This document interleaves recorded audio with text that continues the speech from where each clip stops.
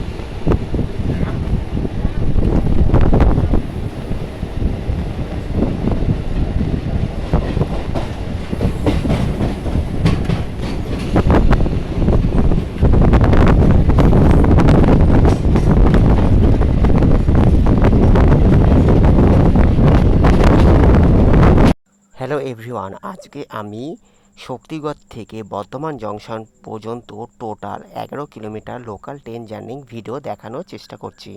Thank you so much. আমি যে ট্রেনটিতে রয়েছি সেটি হলো 31151 আপ শিয়ালদা বর্ধমান লোকাল, যা সামনে হলো বর্ধমান জংশন রেল স্টেশনে প্রবেশ করছে। আর এই ট্রেনটি বর্ধমান জংশন রেল স্টেশনে দুপুর 1:07 এসে পৌঁছাবে প্ল্যাটফর্ম নাম্বার 2-তে।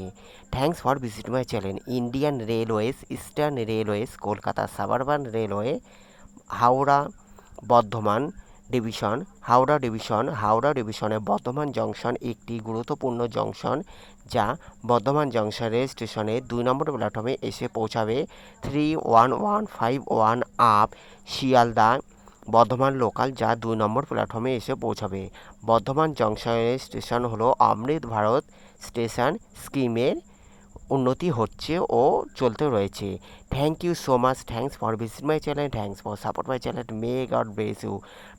ভালো লাগলে অবশ্য লাইক, কমেন্ট, শেয়ার, সাবস্ক্রাইব করবেন। যারা সাবস্ক্রাইব করছেন তাদের অসংখ্য ধন্যবাদ এইভাবে পাশে থাকার জন্য। ভালো থাকবেন, সুস্থ থাকবেন, দেখার জন্য অসংখ্য ধন্যবাদ।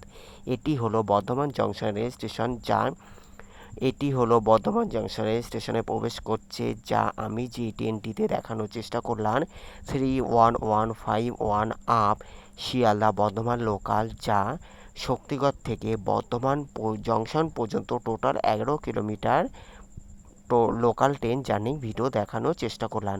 থ্যাংক ইউ সো মাচ এইভাবে পাশে থাকার জন্য। এটি হলো বর্ধমান জংশন রেল স্টেশন, যা হাওড়া ডিভিশনের একটি গুরুত্বপূর্ণ জংশন রেল স্টেশন, যা অমৃত ভারত স্টেশন স্কিম।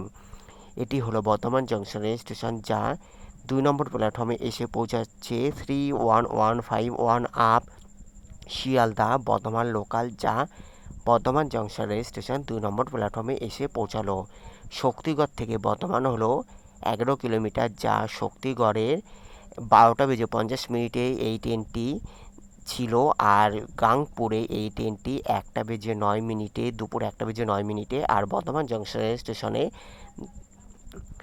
পৌঁছাচ্ছে দুপুর 1:10। ট্রেন লেট, কোনো সময় ট্রেন গণ্ডগোলও থাকতে পারে। এটি হলো বর্ধমান জংশন রেল স্টেশন, যা 31151 আপ শিয়ালদা বর্ধমান লোকাল, যা বর্ধমান জংশন রেল স্টেশনের 2 নম্বর প্ল্যাটফর্মে এসে পৌঁছালো। Take care, good bye, thank you so much. May God bless you. ভালো থাকবেন, সুস্থ থাকবেন। অন্যান্য প্রতিবেদনের জন্য অপেক্ষা করুন। ভালো থাকবেন, সুস্থ থাকবেন, দেখার জন্য অসংখ্য ধন্যবাদ। May God bless you. এটি হলো বর্ধমান জংশন রেল স্টেশন, যা অমৃত ভারত স্টেশন স্কিম। এটি হলো বর্ধমান জংশন রেল স্টেশন, যা অমৃত ভারত স্টেশন স্কিমে উন্নতি হয়েছে। Take care, good bye, thank you so much. Take care, good bye, thank you.